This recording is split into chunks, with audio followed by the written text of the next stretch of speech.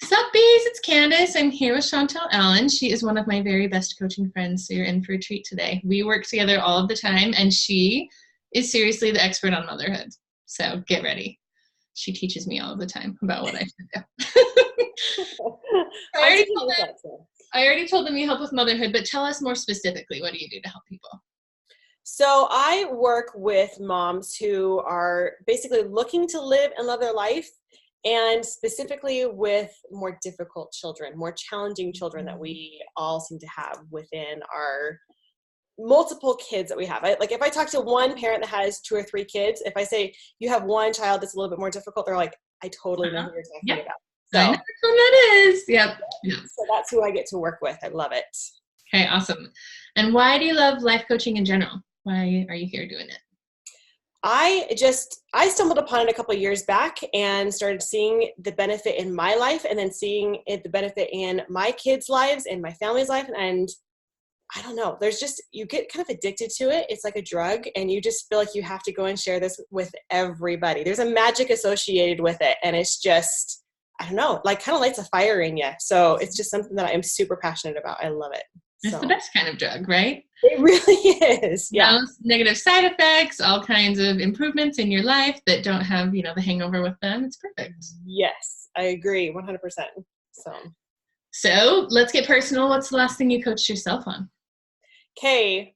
We talked about this a little bit before we started recording. I have so many things. So I was looking through my notebook. I have a little notebook that I do all my self-coaching in every single day. And so I was just even flipping through the last 2 days, and literally so I do brain dumps. I don't know if your bees know all about brain dumps, but my brain dump is 2 pages long, and a lot of my thoughts are very interesting. And so one of the ones that I'm like really focusing on for this week is my tiredness. Like I am finding that I am super tired a lot right now. And I have this goal to get up at 5 o'clock in the morning and work out and do my stuff before I get my day going.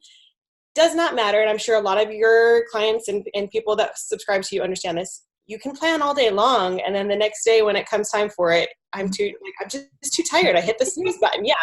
So that's what I am working on. That's my self-coaching for these last couple days, and not getting too much awareness yet, but I'm not losing hope either. It's little bite-sized pieces that I'm trying to figure out what's going on for me. So that's one of the biggest things. I'm loving your honesty there. And listen up, bees. Did you hear her say she has been a coach for a while, and she still has some blocks, and this is just an effort. It's just something you got to put your work into, and just be kind to yourself as you're sorting things out. Yeah. Well, and I almost think it's like a fun thing. It's almost like a challenge of like, okay, I see this as a block, so let's see what we can figure out. How can I work through this to get it out of my way and onto the life I want to have? Yep, exactly. So, okay, so as you know, we've talked about it lots of times, you and I, but my niche is to help women cure the resentment in their marriages. Mm-hmm.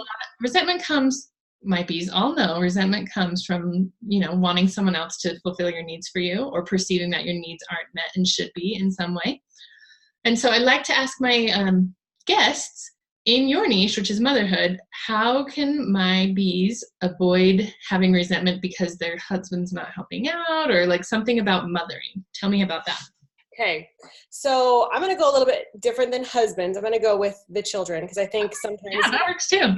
Yeah. And this will work for your husbands too. But as your bees know, resent comes from your thoughts. Like resentfulness is a feeling. And so the biggest thing that I always have to tell my clients and the people that I work with is really taking a look at what is causing the resentfulness in the first place. And usually it comes down to us having expectations for these people that we think they're supposed to act a certain way. And it's just questioning all of that and just kind of going, okay, I think my kid should listen to me the very first time. Is that true? Is that something that is really true? They should listen to me all of the time, the very first time. And you might initially go, of course they're supposed to. Like, that's what we all want them to do. I know. But if we know anything about like this life and what we're supposed to do, everybody has their agency, and everybody's going to act the way that they're going to act. We cannot control people outside of us. So it's just dropping that argument that we have with reality and the way that our kids are acting, or even your husband is acting. You can't control. So how do you want to show up in that moment? How do you want to feel in that moment. So if you're going into it and you're asking your kid for the 5th time to go put away something, can you make it actually a funny thing rather than resenting them? Just being like, okay, let's try this again. Or, how is this funny? Or how can I try something different? And just realizing every second you have a choice to show up in a certain way. And it's not you're not at the effect of your life, and your life is happening for you. So it's not like we are stuck where we're at. We have a choice every single moment how we want to be. Mm-hmm. Even if it doesn't feel like a choice, it always is one. Yeah. Isn't that the worst? Sometimes you're like, dang it, it's all a choice and I can choose something different. Because sometimes it's easier not to. Sometimes it's so much easier to blame it on the kids or our husband and just kind of be at an odds. And hey, I do that too. Sometimes I'm like, it's all my kids' fault and it's all my husband's fault, and I'm okay with that for a little bit. So for sure. Like, it's okay to be like, yep, I know that I'm creating this in my brain and I'm just going to right now. And that's a beautiful thing too. Just even doing that and knowing that it is a choice and just being like, I'm going to sit here and feel awful because I want to. There's something with that. There's a power in that in and of itself. So 100%. So I love that. Yeah. Okay. Last thing, if you weren't a life coach, what would you be? So this is a fun one for me. So I got certified as a wedding planner before. How did I not know this before now? I know. Fun, huh? So fun.